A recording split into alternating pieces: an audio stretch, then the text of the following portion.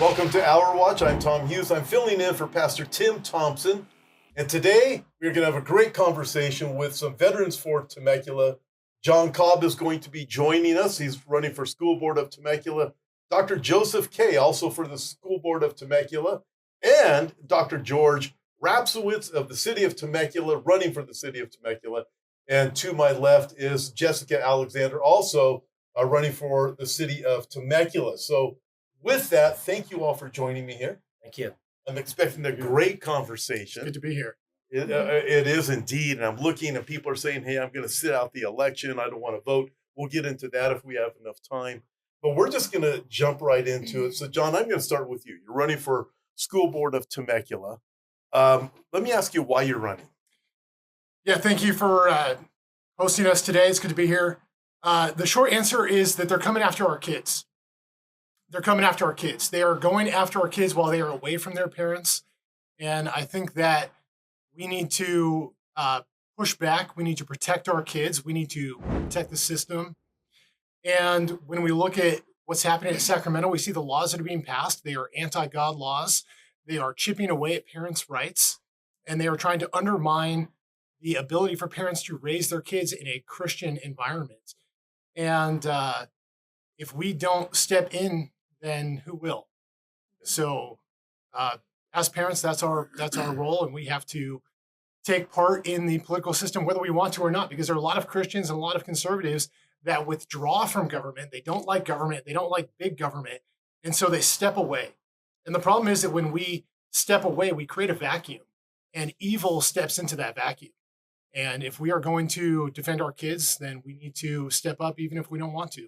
Yes, certainly. I would say if you're a Christian, you're supposed to be light in the darkness. And I talk to people who say it's too dark, so I don't want to be involved. Well, that's the exact reason why we need to be involved. God sends us to these places. Everybody here is a veteran. We have 3 Marines and 1 Army veteran. And so all of you are used to fighting. You have that in your head in the sense of, look, this is what we do. We protect. Both of you are for the School Board of Temecula. Let me ask you this, Dr. Kay. Recently, I believe in Sacramento, law was passed or something like that. Either of you can speak to this, but that parents will not be notified. How did that come about? AB 1955. We think it's in direct response to the less than 10 school boards that passed a parental notification policy. At Temecula, we had board policy 5020.1. And it was protecting things like you have to notify the parents within 3 days if there's a bullying incident, suicide or threat of suicide, or if a student comes out and talks about it. But specifically what Sacramento did was targeted 3 aspects. If your son or daughter claimed a different name, a different gender, or wanted to use a locker room different from their biological sex, those 3 were specifically targeted by 1955. But for me, it's intrinsically evil to hide things from the parents. Anything, but specifically, there's a lot of gender dysphoria, and that's a mental condition. That's in the DSM-5 manuals, and that's the last thing parents want is if your kid is identifying with a different name, different gender, going into a different locker room, and the whole school knows about it except for the parents, that's just totally evil. So that's why Sacramento is pushing back, is because unfortunately the moral infrastructure of our society is rapidly collapsing, and you got Newsom, Bonta, Thurman, and Weiner pressing in laws against the innocence of our children, and it's complete insanity. Can I add one thing to that? Yeah. Somebody sent me a study recently that said up to 71% of kids that are dealing with gender dysphoria are suicidal. Yeah. And so when you combine that high suicide risk rate with the fact that they're not telling parents, what you have is a situation where kids are going to die, and we have to protect our kids. Yeah. And nobody cares about nobody cares about the kids more than parents. Yeah. A couple of things. I want to come back to this. I was in a school board meeting in the area where I live, and what they were trying to push at this board meeting was that kids, if they don't get this gender treatment, they're going to become suicidal. But you're saying, no, they're already in that place. Right. And this actually reinforces that thought. I also want to ask you when we come back in a minute with parents, why do they want to keep parents out of it? And I think that's something we really need to address. And let me ask both of you this. You're both running for city council. City of Temecula. Now, City of Temecula has had a reputation for a long time as being a pretty good city. Nice, clean place. I drive through here. It is. It's pretty. You have vineyards out here. You have all of these different things. But obviously, it seems there's some school problems out here that you don't really hear about. And both of you are running for city council. So let me start with you, Dr. George. Can I call you Dr. George? Oh yes, sir. You call me George. Just don't call me late for dinner. Okay, I won't even call you for dinner. But maybe I will some other time. Not tonight though. I've got tacos I'm going for. Okay, let me ask you. Well, you can join if you want.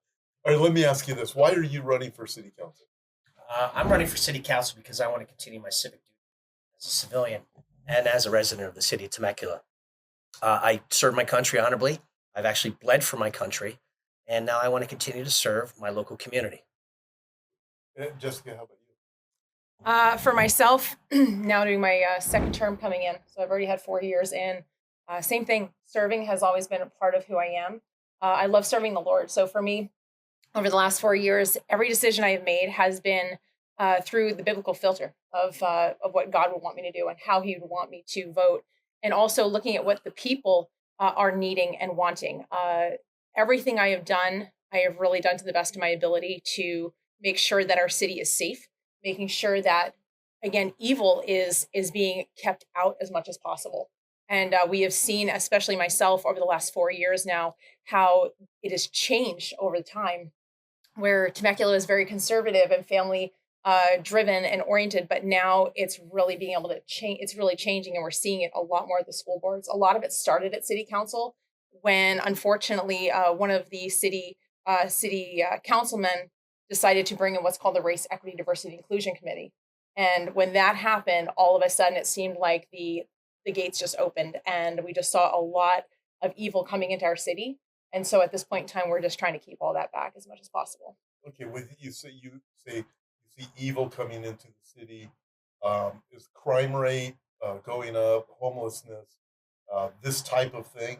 And what are some of the other things that you might be experiencing? Absolutely. So this has been one of the things that our city has been really diligent working on, is obviously keeping public safety as a top priority, especially me as a former police officer. That's my area. That's my niche. And so for me, public safety is big. Our city puts a lot of money towards our sheriff's department, making sure that our streets are safe. But I am seeing different types of crime coming in. Obviously, we know through the 15, we got human trafficking. We're seeing more and more looting. We're seeing more homelessness. And because of their drug issues, 80% of our crime actually comes from our homelessness, because they're needing to get their fix and pay for that. So we have great sheriff who are working, but it's this constant keep moving forward to stay on top of things, so that way we don't lose more of what we have in the city. So are you seeing DEI? 100%. Okay, and these are becoming requirements for hiring too? Exactly. And it's actually one of the things that we all have to go through as far as for classes. So I just got done going through a class just recently up in Long Beach, because I think it's every 2 years, we have to go through a training for LGBTQ and making sure that we're treating everybody right. And I look at God's Bible and how to treat people. That's my filter on how to work with human beings. And I love everybody, but at the same time, I don't feel like I need to learn how to work with certain individuals. I just love everybody for who they are. So George, let me ask you this: what are some of the problems that you see? You want to do your civic duty? Totally get that. And by the way, listen, I feel bad now. I might just call you for dinner sometime. Okay. You can join me. Not feeling guilty. But let me ask you, what are some of the problems that you see? Hey, we need to get in and fix this. We can all look at the state of California and say, there's some serious problems here. We know how many people have moved from here. We've all had friends that have moved for obvious reasons, but we want to stay here. So what are some of the things that you see?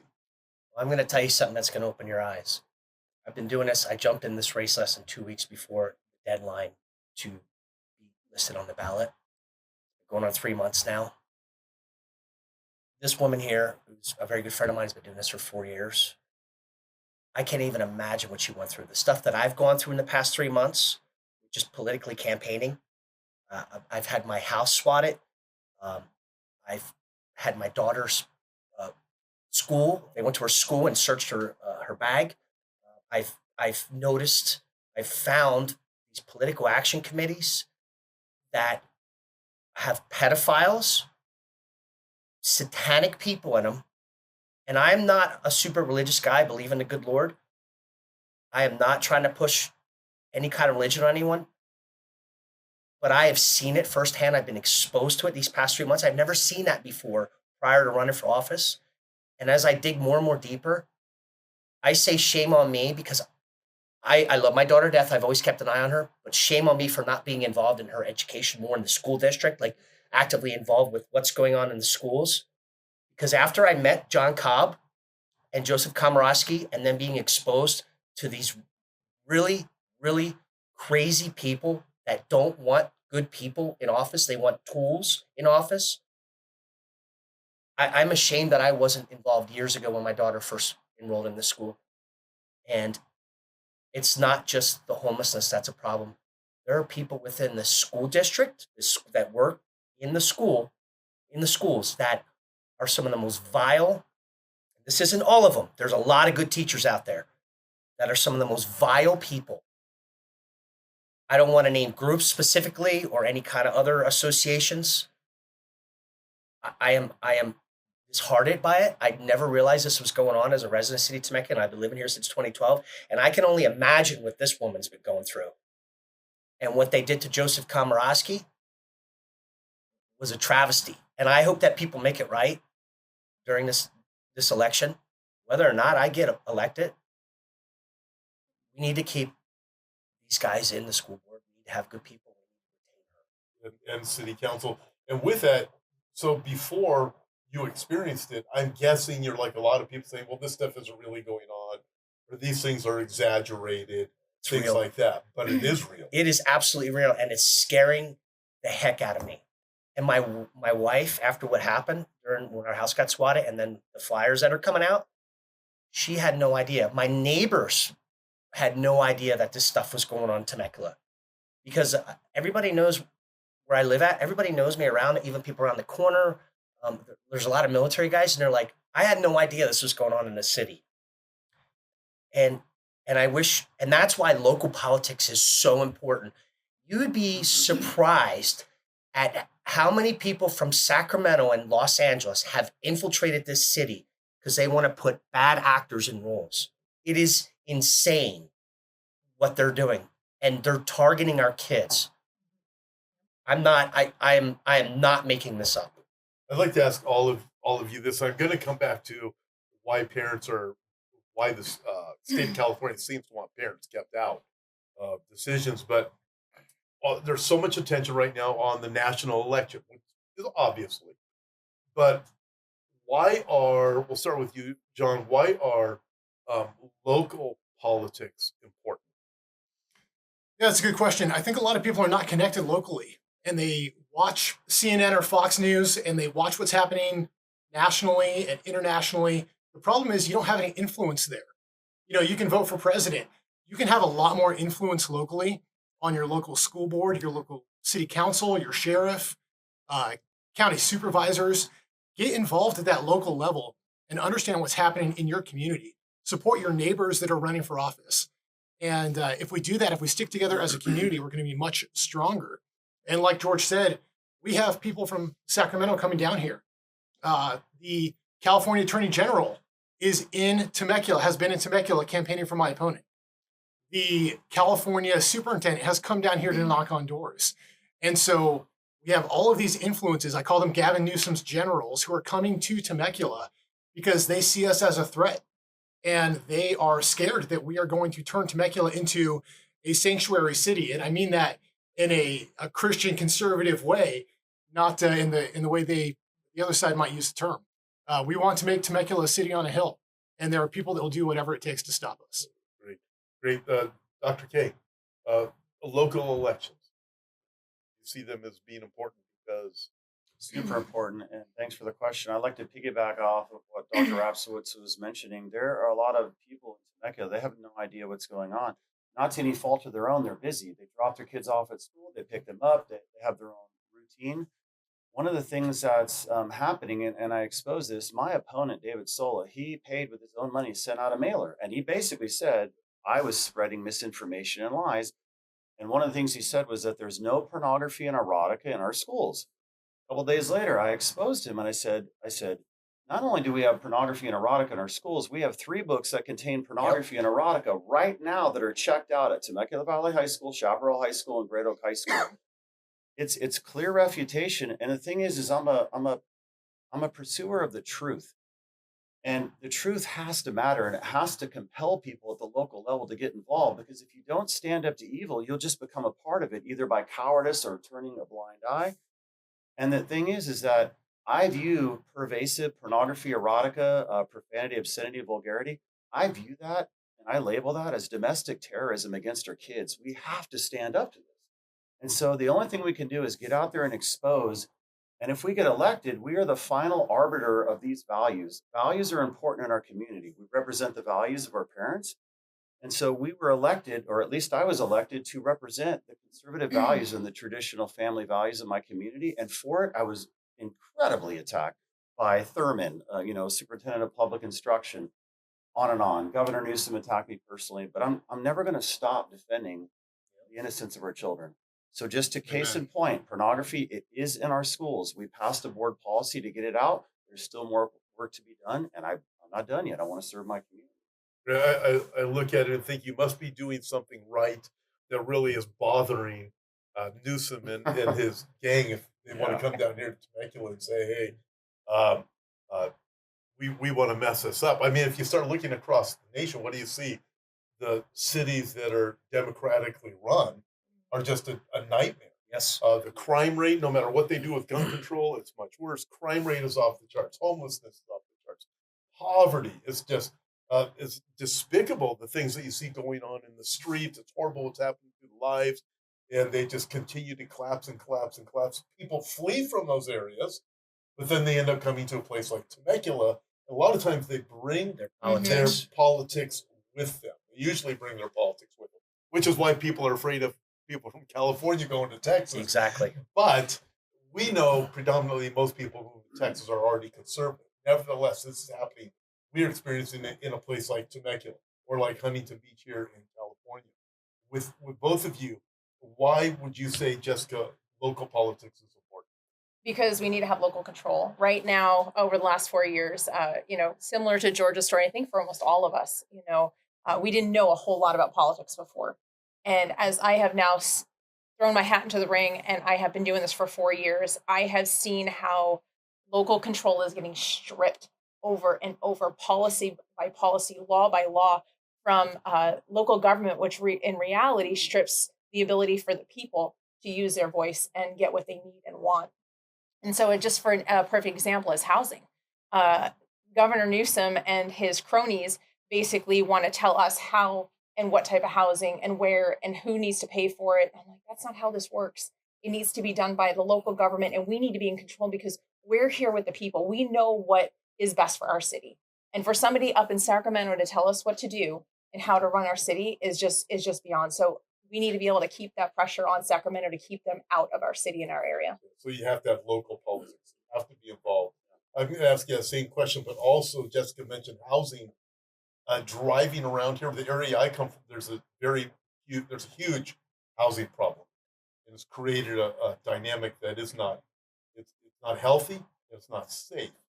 As I look at Temecula, it's still green.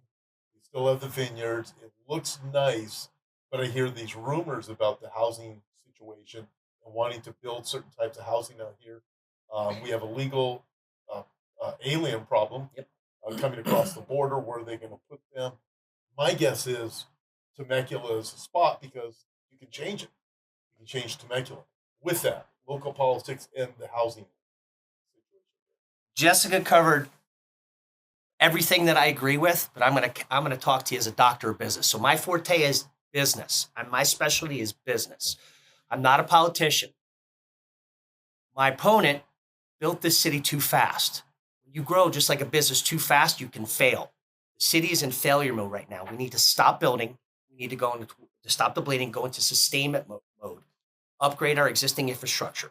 If we continue to build the low-income housing and apartments, and I'm not faulting anybody because they're struggling to find work. A lot of us have been there. I've been there. I went into the military, went to school, got my degrees, worked hard, worked up through the ranks. People need to understand that. But the more of these low-income housing that you put in, the more issues you're going to have, not just with crime.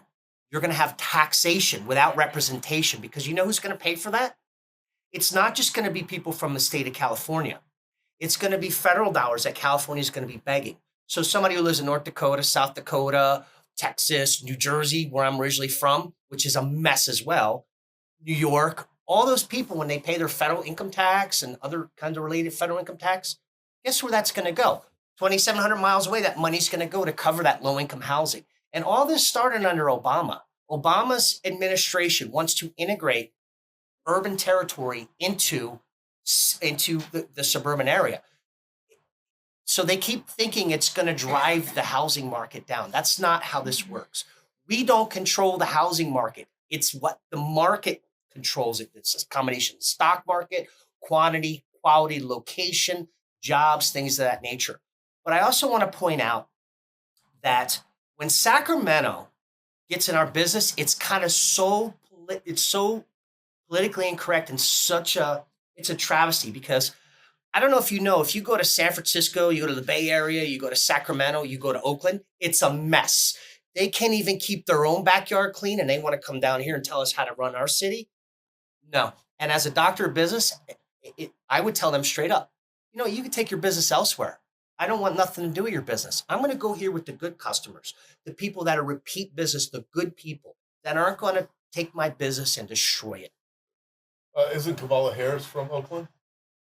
I think she's from that area, but it's just amazing that people would actually vote for her, because when she was district attorney, she was district attorney in San Francisco. Look what she did to that city. Yeah. And then she became the state of California district attorney. Look what she did to our criminal justice system. Then she became senator. She didn't do anything. And then she became vice president. I'm still trying to figure out, what has she done for the people of this country? Not a damn thing. So, okay, now with this, both of you, Jessica and you, Dr. George. Yes, sir. You believe that you have solutions to push back against this, to fix it, to keep that type of thing happening here, because it appears that's what they want to do. They want to drive all of these things here. If I can share something, having now been on the board for a while, I'll give you a perfect example. Our county wanted to, or wants to build basically another city area of 200,000 people just north of here, kind of in the Hemet area, all up in that Winchester area, right? How much? 200,000 people. More? Yes. More than what we already have? Thank you. So this was our thing. Wow. And they didn't tell everybody, because what they did was they piecemealed projects together. So our city, we have good staff. They looked at everything. They're like, wait a second. That's double the size of our city. And we don't even have the infrastructure right now built to hold what we have. And now within the next 20 to 30 years, you want to add all of these individuals. Well, long and short, because of the forcing of Sacramento's laws, we have what's called RENA numbers. They say, Temecula, for instance, you have to have so many housing zones available. If not, we're going to come sue you. And if not, they come and they build for us. So these are those areas like SB 9, SB 10. If we did not go along with some of those, they literally come in and they would put an 8 to 10 story tower, which they've done in other cities, and just take over. They just come right into our city. So you're going to do it anyways. Yeah. So you can push back against it if you get into position. And this is what right now some individuals that we've had before haven't always wanted to be aggressive enough. We haven't always had enough people in other cities who wanted to be aggressive enough, but we're seeing places like Huntington Beach who go ahead and sue us. And we're at that point where I believe if we get enough pushback and demanding local control, we're going to receive it, especially here in this entire Riverside area, because they do not like Riverside. They don't like Chad Bianco. They don't like us. And so I just say, just keep pushing back and letting them, try to manipulate us and not let it happen. I believe this is a fight that has to be won. It has to be a political fight. Thankful for Huntington Beach and being in Riverside County myself. It has to be won.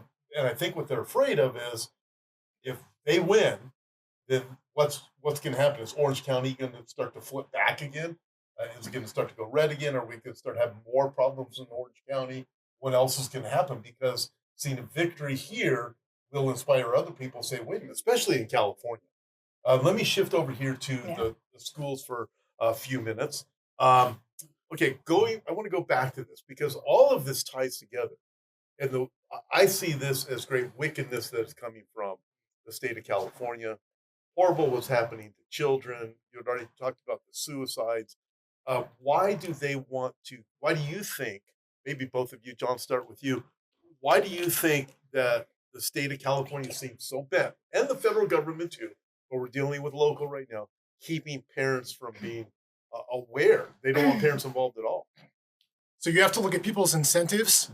When we're talking about city council and the county, the incentives are money. And there is a coalition of people who are donating to campaigns and running for office based on real estate development. Yep. And there are millions and millions of dollars in contracts for real estate development. And so that's their agenda. They don't care that the traffic on Temecula Parkway is out of control. They don't care about the traffic on the 15 or the 215. They care about making tens of millions of dollars off of these new developments.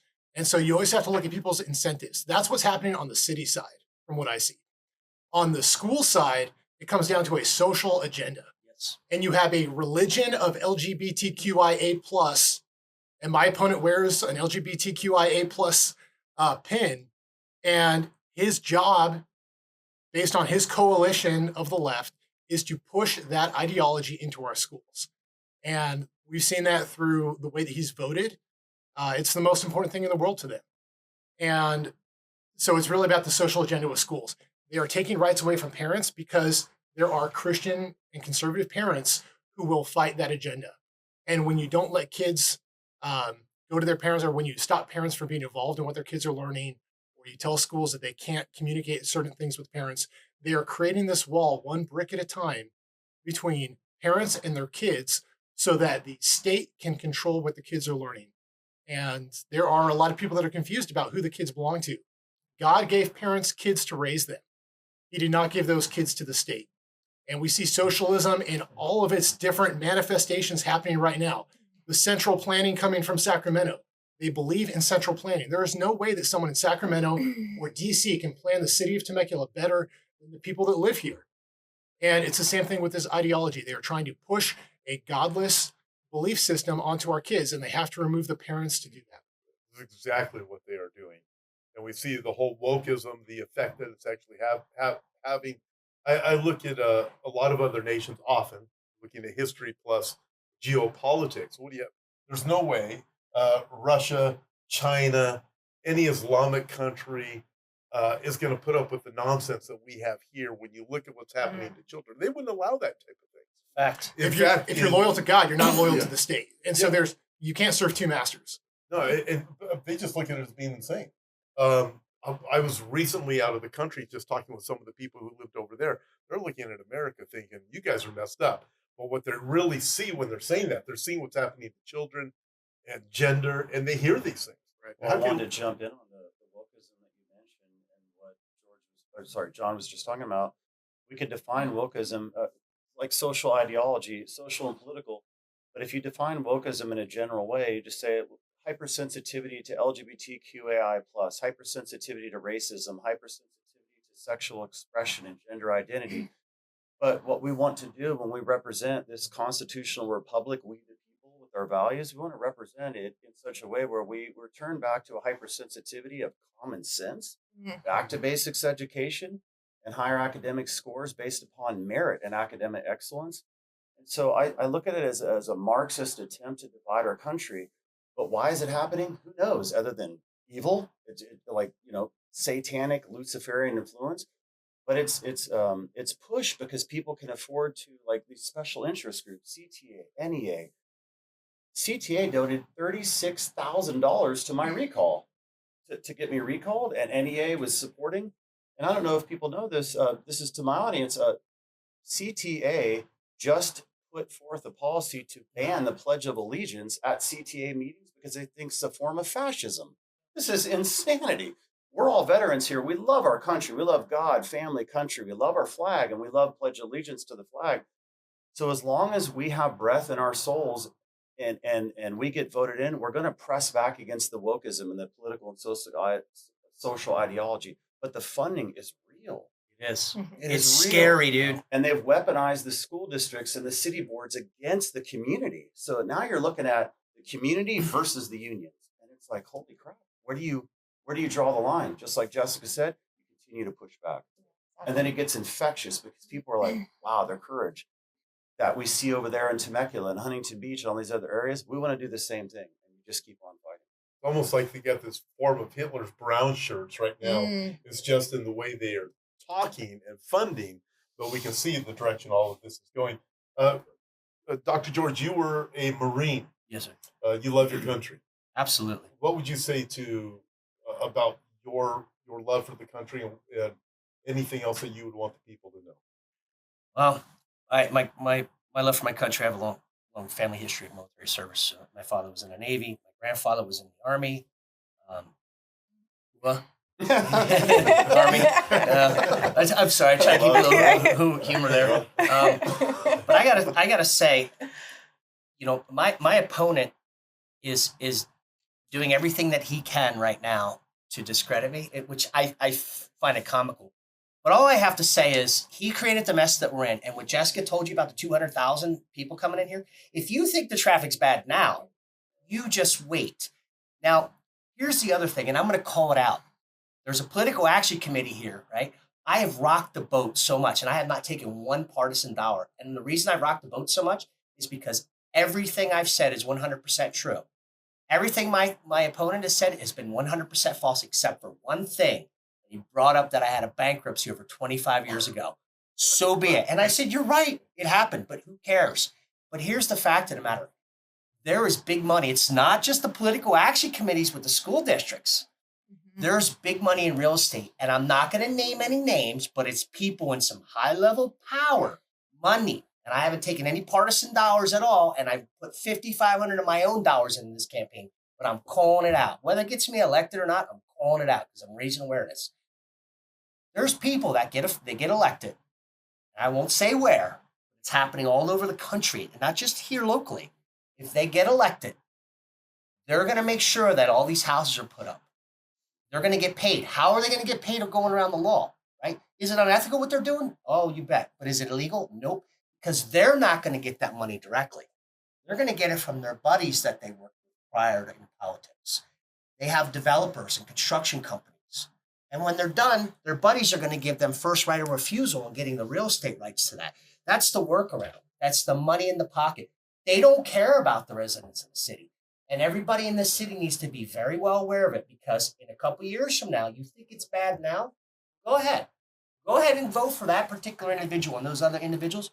Watch, mark my words. Oh, yeah. I had to drive to San Diego the other day, and from my house decided to go all the way around the back way through the wineries just because of the traffic on the freeways and Newport Road and all that. It said, this is just nuts. And looking at all the houses there.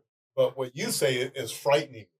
200,000. I had no idea it was that much. Nobody knows. To do. And now, I'm sorry, go ahead. No, okay, so Jessica, you were also a Marine. Yes. Okay, and you were in law enforcement? Yes, What? New York City police officer. New York City, New Jersey, New York City. I graduated high school in New York.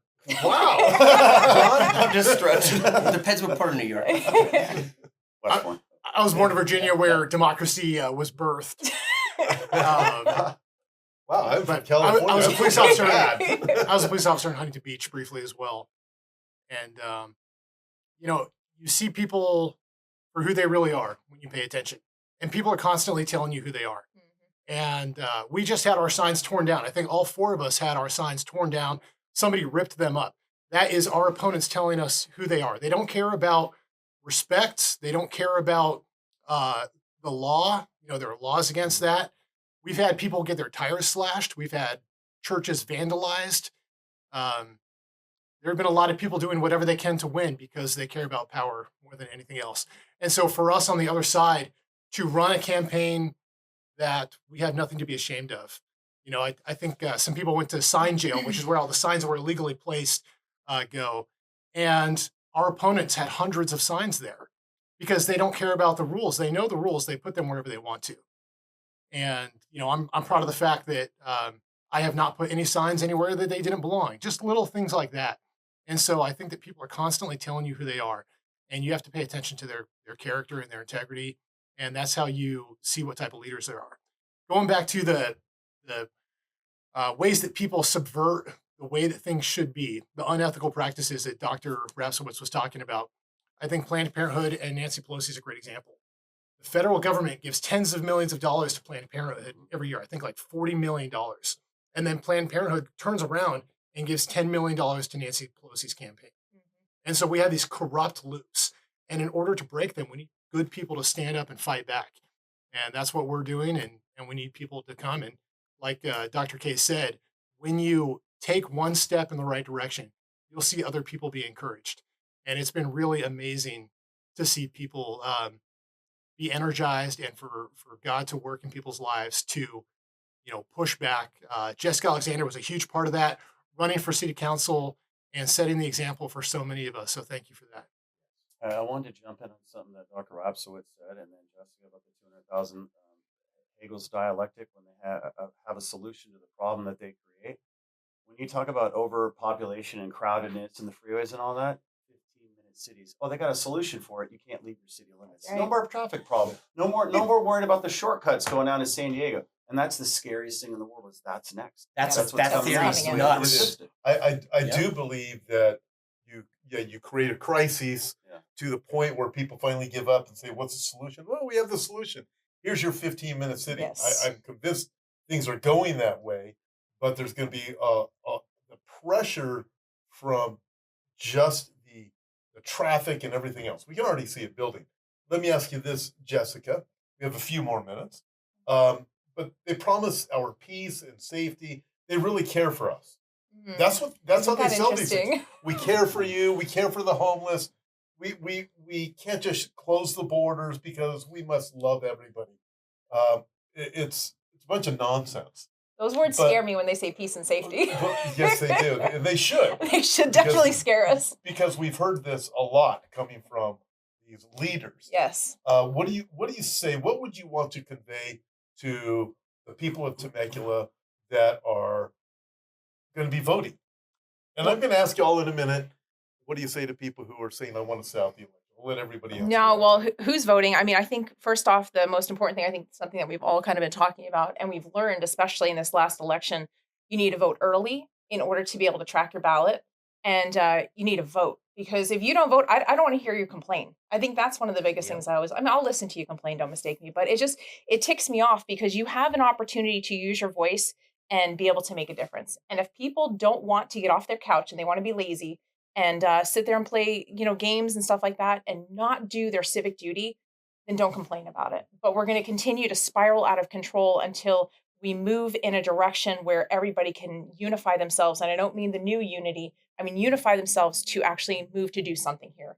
I think, well, even looking at all the Christians here, everybody's talked about it. All the amount of Christians here in California, people that raise the flag, we could actually make a difference and change the state from red, from blue, from blue all the way back over to red. Yep. And I definitely think it's possible, but I think there's a lot of confusion. I even just doing my ballot this morning, my husband and I were doing it. It's very overwhelming and they make it that way. When you're looking through the propositions, I know we've all gotten phone calls and text messages. How should I vote on this? Who should I vote for this on a daily basis? Because it is so confusing for people and Yes. people don't have the time to really investigate. We have 5 kids. And so my 18-year-old, who this is her second election voting in, she's excited and she takes the time to go through everything, doesn't just go, "Hey, Mom, how do I vote on this?" We have the conversation. So I want to encourage parents and people to have those conversations and to understand what they're voting for so that way they can make the right decision, not just stick their head in the sand and just go, "Well, I'll just check that box," or maybe not. So get out there and vote, do your civic duty. And I just also want to say how encouraging it's been that I've seen military men and women standing up more than ever. I was just having a conversation at another interview, and there are more military folks standing up than ever before for these purposes. And I believe it's because God has put us in a position before as warriors to defend our country, and we're ready to do it again without no hesitation. It's great, and it's so necessary right now. We can see there's such a dark cloud that is hanging over this country, and we see what's going on in Washington. But we are local. Jessica, you mentioned your 18-year-old. I have a 19-year-old daughter who is very engaged in in politics right now. It's great. She's researching everything. It's really fantastic to see, like, your 18-year-old. Uh, John, let me ask you, I'm reading things about younger people like that. You mentioned military also. Younger people be more involved. Is that something that you're seeing? And what would you say to people who would be watching this or saying, I just want to sit out the election? Those are two questions, but good luck. You have to do as much as you can wherever you are with what you have, and you have to leave the rest to God. God has given us this fight, I believe. And we see that cloud over our city. We see it over our country. And that's one side. I've also seen the good side.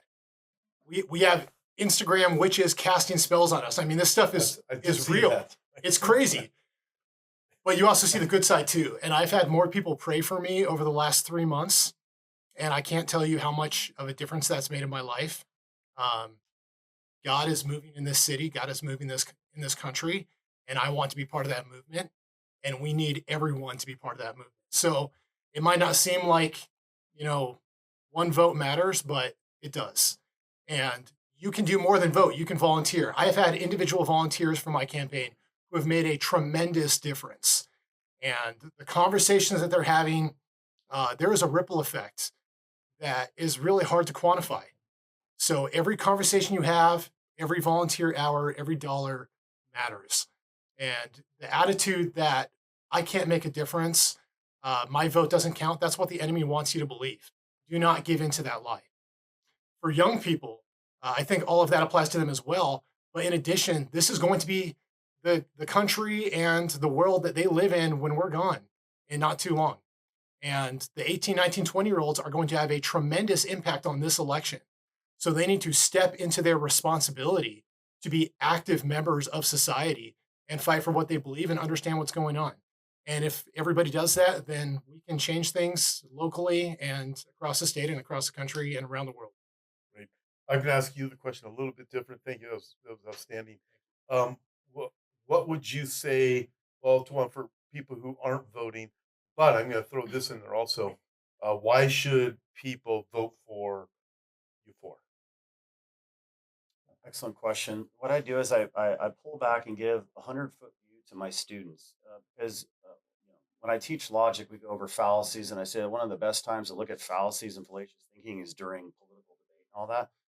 And a lot of people don't know what politics is really about. This is some abstract notion where they say, oh, I don't get involved. And I said, let's just define it. It's somebody that has power and influence over your life. Now, if somebody has power and influence over your life and they're tyrannical, would you like that? You get a few seconds for it to kick in. They're like, no, this is why you should want to get engaged, because the sovereignty of our nation is at stake. And I believe that our forefathers have set up such a brilliant constitutional republic to where we resisted the King of England, who wanted tyrannical rule over the colonies. And so we are at that precipice now. We are way beyond that with Kamala and Joe Biden and Obama. We are losing our constitution as we speak. So I think it's rejuvenating for the young to realize you have power, and here's why: you are the government. We the people means you, and your vote matters. And so if you don't push against this now, you're no longer going to have a country, because a country is held together by culture, language, borders, and our Constitution. So I forget the other part of your question. I know you're throwing a monkey wrench. Why should people vote for you? You should vote for us because all four of us believe in certain values that we want to push through city. Like I said earlier, we're the final arbiter of these values. Some of them, and I'll speak for myself, but I know that they're on board: law, order, justice, individual liberty and freedoms. These are just so common sense, but they're not so common sense anymore because we live in a world of lawlessness, to where when a city or a school board creates policies to protect their residents or the innocence of their children, you got Sacramento coming down with lawfare, tearing it apart. So these values are very, very important to us, and individual merit and academic excellence. But I think the biggest three right now is law, order, and justice. Otherwise, we're going to live in a country of lawlessness. Yep. We're seeing it with the illegal immigration and death and rape all over. Yes, sir. Absolutely. If I can just add to that too, I mean, we're looking at Prop 36 that's on the ballot right now. That is such an important proposition in order to be able to bring people back and be able to put them back into prisons. because right now they can steal up to $949 and do it again the next day. Yes. And that's Yes, that they can. lawlessness that you're talking about. It's just whatever, we'll do whatever we want, whenever, and it's all about self. And we all know that it's all about self for them. And so we need to change that again. We need to get these people back into jails. We need to open up more prisons because unfortunately we're filling them. We're filling them more than ever. You mentioned Prop 36. Yes. And the confusion you see or watching TV or whatever, that comes across. It's always emotional based, right? So is it a no on 36 or a yes on 36? So there's only 2 yeses on the entire ballot, and that's going to be a yes on 34 and a yes on 36. And if you're in Temecula, a yes on Measure M for term limits too.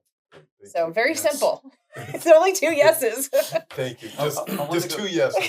I want to go back, Tom. It's something super important. We're requesting that you vote for us so we can represent your values, but I want to bring in the paradox, and it's this. Sometimes I feel like we're waiting tables on the Titanic, when really our nation has to humble themselves before God and get on their knees and pray, like Second Chronicles. And if this doesn't happen, our nation's gone.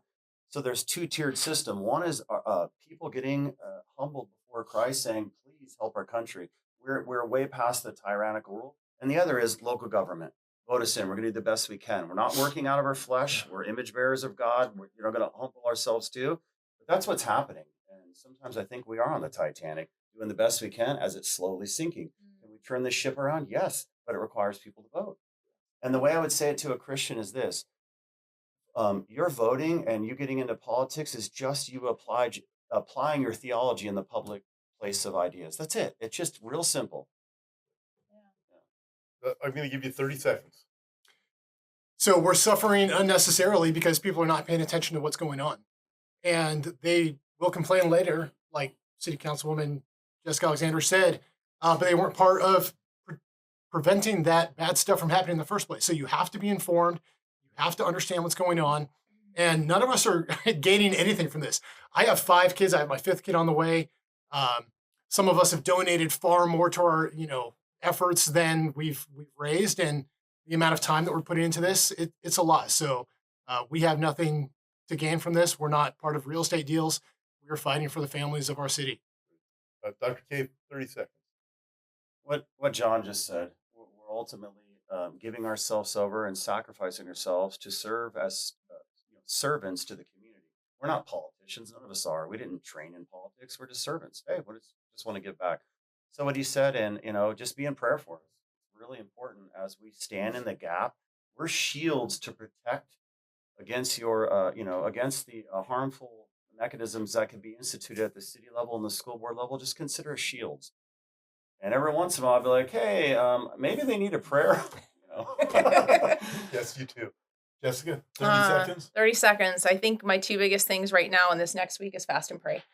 If there's anything I think we need to be doing, it's just that. And not just us here, but I think as far as a nation, we need to be doing that because we could be missing out on an opportunity that God can come in and actually turn his face towards us again. And I feel like there's this principality over us. So I'm just begging the people to come out, pray. I know throughout Riverside, Temecula, there's every day it feels like there's prayer going on. So I just want to encourage people in that. And again, I think just like my brothers were just saying, we are not politicians. That's the best part. We are grassroots. We're learning, but we have a great camaraderie of people and individuals that want to be able to serve, and so many gifts and talents that can be brought to the forefront. So I think we're all just ready to do that and see where it leads. Dr. Rapciewicz. Yes, sir. My dinner friend. Yes, sir. I'm going to give you 60 sequence because they all got to talk twice. The 60 seconds, why, and answer this also, and what you want to convey to everybody. And I'll let you have the final word. Why should people vote for? I got to tell you right now, I'm going to keep it in about 15 seconds because I agree with every one of these folks here. We all share the same values. We're all capitalistic, which means we believe in free will without it impeding on others. We're not deterministic, which is those who are against free will and want to tell you how to live your life, regardless of whether it does or does not impede upon you. So that's why they should vote for us, because we all are on the same sheet of music. We're all here together, and we all care about our community. Great, thank you. 15 seconds. I'm sorry. No, that was the lesson 60. That was amazing. Very philosophical. I got excited. was- I know we're about to have logic Wow. discussions here. That was great. Thank you, everybody, for joining us. And listen, I want to encourage you. Everybody here is actually on the front lines. To step out and vote is really not that difficult. And it amazes me that many people who even call themselves followers of Christ say, I'm not going to vote. Listen, don't do that. Get involved. It's not much to vote. You have this opportunity. All four of these men and women that are here fought for us. They were in the military, that we would have these rights and these freedoms as citizens of the United States of America. They're in the fight. I'm in it. Pastor Tim Thompson is. And get involved. Make sure that you do vote. Do the right thing. And again, my name is Tom Hughes. Thank you for joining me as I had the opportunity to fill in here at Our Watch for Pastor Tim Thompson.